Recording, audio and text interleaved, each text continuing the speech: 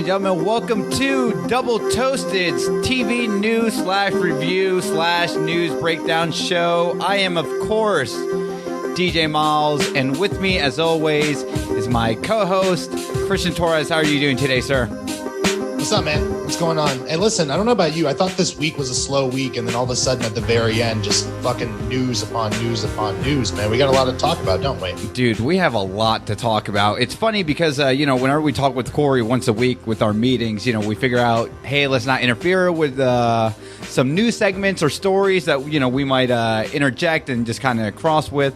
And, it's not up until Friday we figure out, well...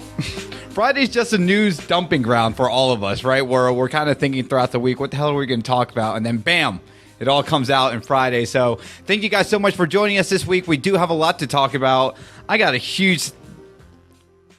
huge crap ton of stuff here in my notes. We're going to be talking about Umbrella Academy, Seth Rogen in Twilight Zone, Arrested Development, new trailers for OA, Osmosis, Shrill. We're going to be talking about some Disney, Marvel stuff, of course, and so much more. Once again, welcome to everyone who is joining us here. And let me go ahead and slowly fade out the music. And let me go ahead and find all of you toasties. Where are you guys? I just want to make sure we are up and running live on your end. Let's see the official chat. Thank you guys. You guys are here. You guys are ready to party. So thank you so much. And let's go ahead before we start, because I keep on forgetting. Go to doubletoasted.com, the official merchandise of Double Toasted, where you can get the signature black t-shirt with the white logo right there and all that stuff. So much more. So let's go ahead and cross that out. And let's go ahead and just let me play this in the background, Christian, so we can just kind of talk about the Umbrella Academy is now renewed for a second season, and it is also the most in-demand superhero show. So although it might not sound like a big deal, apparently to pass The Flash and Arrowverse is a big deal in the whole sphere that we're in with the new IP properties with the superhero stuff. So for Umbrella Academy to kind of reach this milestone, is that a surprise to you? Are people? It seems like the news for superhero stuff is not fading away anytime soon, and there's still a high demand for it. So how do you feel about Umbrella Academy getting a season 2? Right. It's good news for Gerard Way, right? Because he can just keep not making music and just be a writer. I think the largest statement that it takes away, though, is that Netflix isn't going to be the lots that maybe a lot of us thought it was, right? Because they're investing in a lot of different IPs at this point. Yeah. And now they've proven that Umbrella Academy is like one of these dark horse, pun intended, because I believe Dark Horse published the comic. But they're one of those dark horse kind of intellectual properties that people can actually profit off of. So I think this is one of those things where it just proves that Netflix is going to be just fine without Marvel in the long term. And I'm excited to see more adventures in this world. I dug the first season a lot. I think you mostly did as well. Certainly enough to see another season of what goes on. So yeah, overall, I'm hyped, man. What about you? Yeah, no, I'm super excited. Although I thought it did slow down a little bit in the middle and then it picked up towards the end.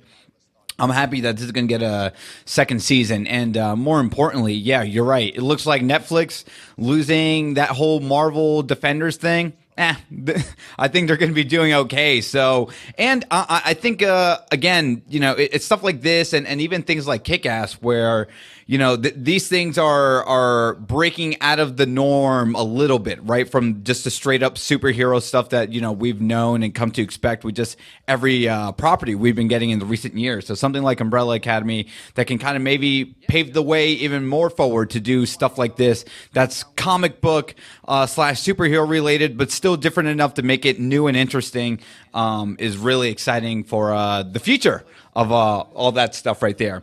So next up we have, real quickly, let me go ahead and find this picture. Bam, look at this beautiful man, Christian. Seth Rogen is going to be starring in an upcoming Twilight Zone episode. And this episode will be written by Rick and Morty and Community / writer Alex Rubin, who also produces the show.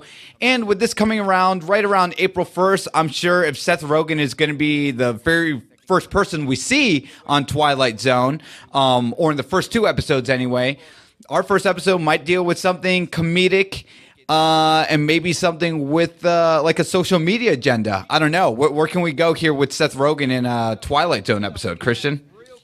Yeah, again, I don't think there's like sky's the limit kind of with the new reboot of the Twilight Zone. So I don't really know where Seth Rogen fits into this, but I do like that Seth Rogen and Jordan Peele are kind of similar in as much that they're both very much largely first seen as comedians, but they've kind of both made strides trying to get people to not necessarily think of them like that. Yeah, they have the capacity to be really funny. But, Rogan, especially with his TV work, we talked about Black Monday. He produces that show, directs that show. He's trying to branch out. And I guess the Twilight Zone, like it has room for absurdity, but I don't want to say straight comedy. You know what I mean? Because like comedy is, what do they say? Like when something's really hard, the first step to making you accept it is to get you to laugh at it first. So I don't want to like laugh at any of this horrible shit that's going on. That's the Twilight Zone. It's supposed to make you think, not to make you laugh necessarily. So I hope that it's more straight man Seth Rogen and less, stoner comedy Seth Rogen. Even though I love both, man. I'm just saying. What do you think? Yeah, no, I'm super excited to see where it goes. And listen, if Seth Rogen's trying to branch out just a little bit, but still keep a comedic tone or what the first episode wants to be with something comedic, but also realizing, oh shit, like it can be just as dark. And again, with the comparison of Black Mirror, where is it going to go with its tone and the episode with Seth Rogen itself? So I'm kind of excited to see where it goes. And again, with it being April 1st and maybe the first two episodes with one of them starring Seth Rogen, I don't know. It just might add more of a punch of what we'll expect with Twilight Zone. Is that confirmed? He's gonna be one of the first two episodes. No, people are just kind of speculating it because it's like, oh, April 1st, it's April Fool's Day. Let's kind of maybe just throw off one of the first two episodes with something that's light in tone, or so it may seem. And then, as we see the Seth Rogen episode play out, it's anything but that. So, I don't know. I think the first episode should kind of be tonally, because what I think about it, like, you remember Nosedive? We always go back to Nosedive when it comes to Black Mirror, but that is the perfect introduction, I guess, as a facsimile for what that show is, right? It starts off very cheery and bright and everything looks beautiful, picket lawns, and then very quickly it descends into some kind of madness, right? Yeah. Do you think that Twilight Zone needs to walk that fine line? Like, because if they are trying to like bring you in with humor and then to destroy your heart with like the realities of the world, do you think like they have to walk that fine line tone-wise, or what do you think their best bet is? I think their best bet is kind of setting whatever they do with the pilot, right? Like, I mean, because that's the thing, right? Now it has to appeal to a broader audience. So make the first episode be as spectacular as it can, and then make the second episode, hey, something that grabs people's attention. And I think Seth Rogen still has enough of a big pull where it's like, hey, I want to kind of. Maybe I'm kind of teetering on this CBS programming access thing, but if I see Seth Rogen and the episode is critically, acclaimed to be something really good, then why not? I don't know. I mean, with it coming out on April 1st, don't you think it might be better to maybe have something, a power hold like Seth Rogen, and maybe not the first episode, but the second episode? Well, I'm more just pushing back on that because of a scheduling thing. Like, it's either that they filmed a bunch of stuff with him already and kept it secret, which we know is damn near impossible in today's Hollywood, right? Or they just signed him to start, which means his episodes wouldn't be until the back end of the season. So I'm not putting it past them for doing it. I'm just saying, like, it would be really amazing because you know how hard it is to keep a secret today, man. Like, we have cameras and iPhones and internet, and everything immediately gets spoiled. So if they somehow were able to keep this under wraps, it's kind of a big deal. Mm-hmm. All right, so let's go ahead and jump on to the next thing. This is something, Christian, I get a lot of flack for. I don't know anything about Arrested Development, but guess what? A new trailer came out, and it's going to be arriving in Netflix sooner than you may expect. So let's go ahead and play that trailer, and we'll be right back with our reviews and thoughts on the trailer. Did somebody say, wait until you find out who the president is? Did somebody say I took this guy home with me after I found him next to the police station? I think we nailed it. All right, so Arrested Development is coming in March 15th, Christian, and we're going to find out later on as this episode of What's in the Box progresses. A lot of stuff is coming out on March 15th. Again, I really have no emotional attachment to Arrested Development since this is one of those comedic shows I've just never just sat down and watched, to be quite frank with you. But do you see something like this, and are you still excited for Arrested Development, or has that long hiatus kind of set its sail and all that, and you moved on from it?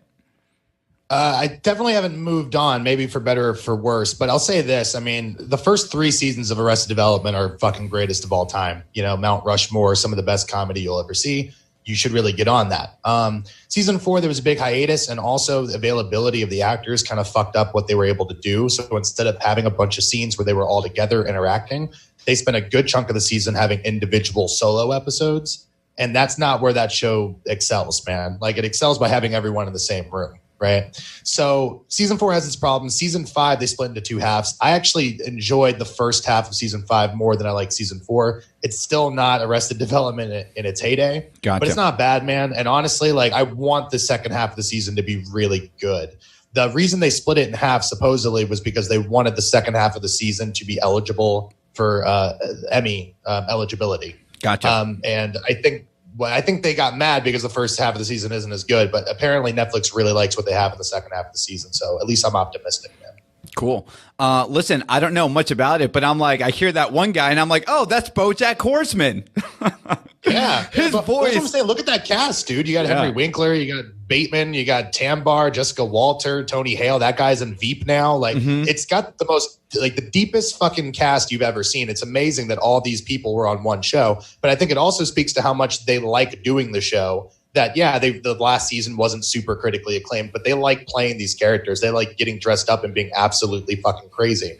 The other thing I'll say about this is this trailer plays a lot of callback jokes. So especially someone like you who's never watched the show at all has no idea why she's freaking out that a guy pulled his beard off. You know what I mean? Like, a lot of this is predicated on whether you've watched the previous seasons. But I still think that there's some good here, man. I think Mitch Hurwitz, the guy who wrote and created the show, is one of the funniest people in the world. So if anyone's going to turn the ship around, I think he can do it for sure.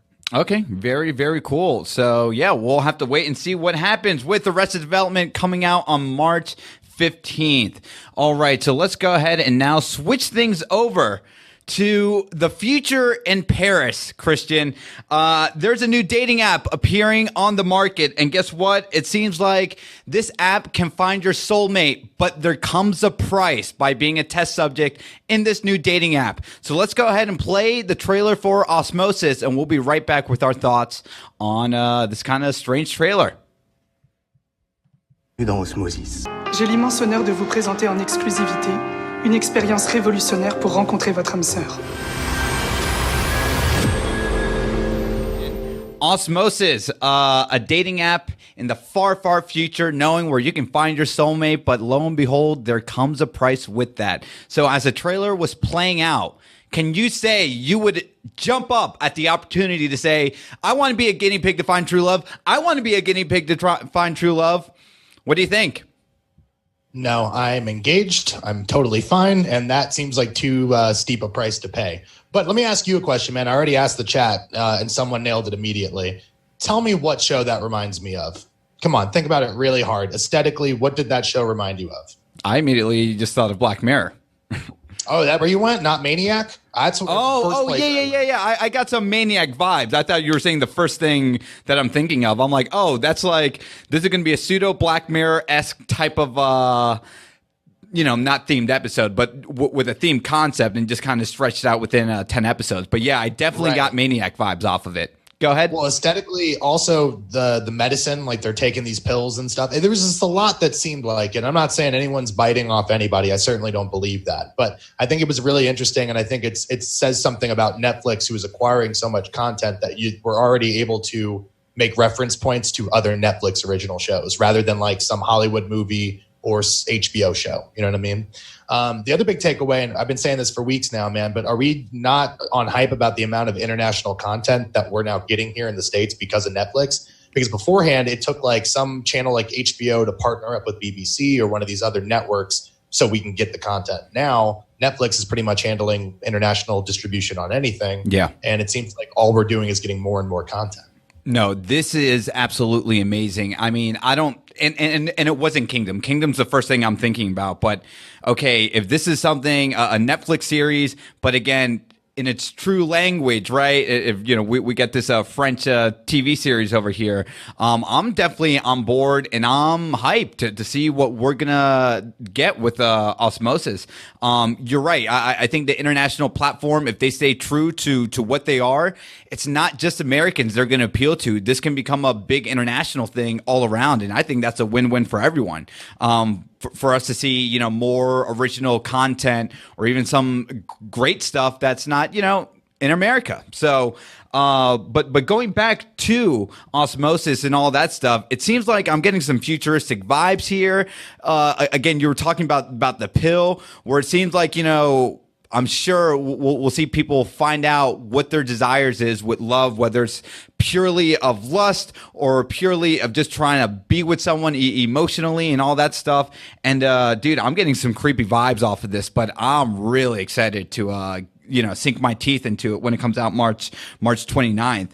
But let me ask you, because to me, I think the whole dating app and just kind of simulations and all that stuff, it's not anything new, but when I see more of it, I still get excited. Do all these like dating / stories, right? These pseudo sci-fi dating stories still appeal to you, or you think it might be a little bit played out right now? No, I don't think it's played out. I think it's really fascinating because who's the comedian who wrote the book, The Master of None guy? Aziz Ansari, right? Did you write like a book that was all about our relationship with technology and specifically how it correlates to our actual relationships with people and how like dating as a mechanism has completely shifted and changed? I think that like these stories are always really interesting to explore because technology is always evolving, and therefore our relationship with technology and how it affects our actual human relationships, that's always evolving. Mm-hmm. So, I mean, yeah, I think this is really exciting. I don't really do any of the dating stuff, as you well know. You're more on like Tinder and all that other shit. I mean, is this so my point is this: your foot's already in the door. Let's say tomorrow this becomes a thing, and they're like, look, all you got to do is implant yourself with this shit and take these pills, and you're gonna find your soulmate without knowing that there's ramifications. Do you take that chance, man? Man, you know what? Fuck it. I would.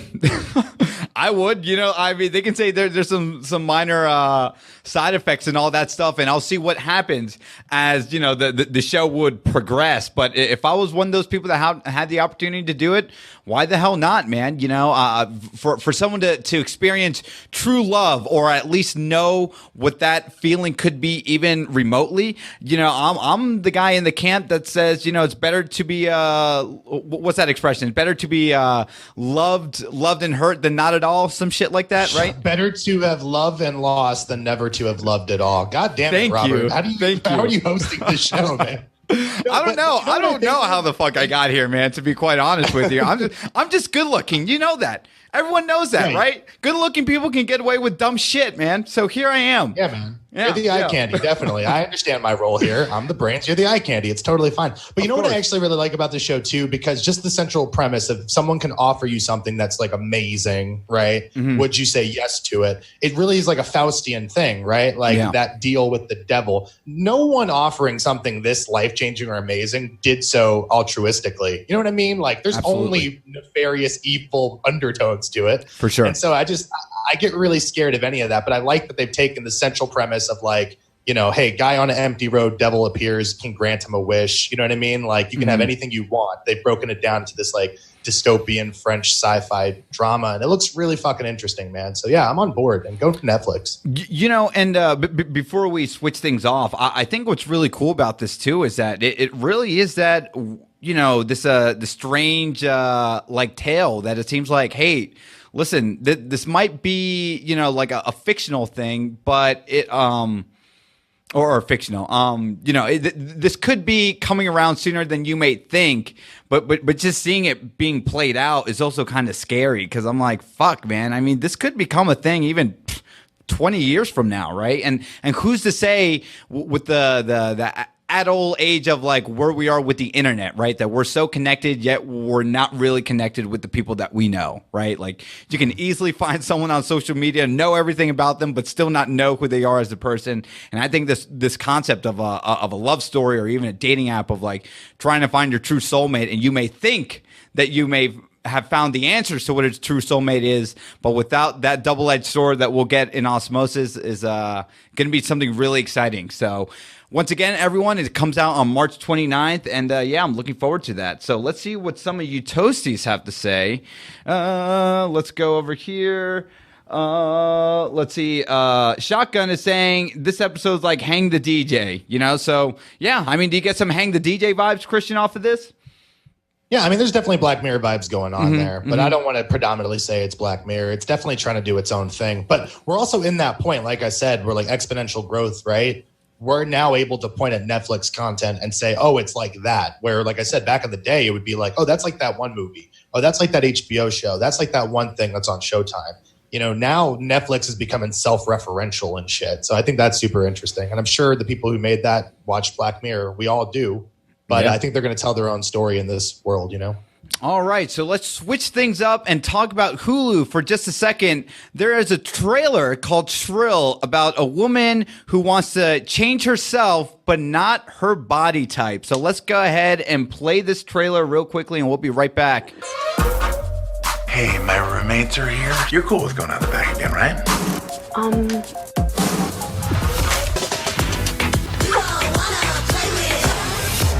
All right, Christian, that was Shrill coming out. One of the shows now, the second show we got here on What's in the Box, coming out on March 15th.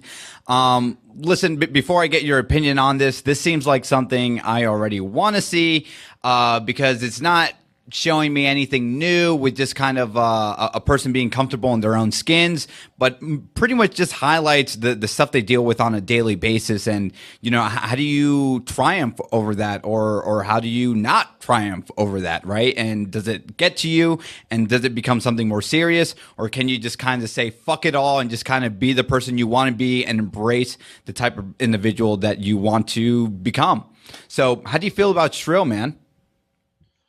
I'm excited, and I'll tell you why. A couple of reasons. Number one, I love Adie Bryant. I think she's one of the funniest parts of SNL. And I know SNL is not exactly amazing every single week, but when it is good, she is often one of the reasons. I think she's hilarious.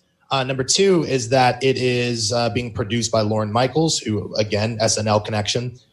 Anyone who has like spent some time there ends up getting a show. I know that sounds kind of silly, but literally you can look at down the line between Amy Poehler, Tina Fey, anyone who's ever been on SNL, Will Forte, Bill Hader, all these people go on to get their own shows. And most of the time, Lorne Michaels is the guy to shepherd that project. He's always a producer for them. So, I mean, he's got a track record of things that I really love. And beyond that, you're right. It's like, it just seems like a pretty positive message in a time where a lot of content is not necessarily the happiest or the most positive. Not that that's hard to understand, but it's refreshing to kind of see some optimism at a time where everything else is a little bit darker.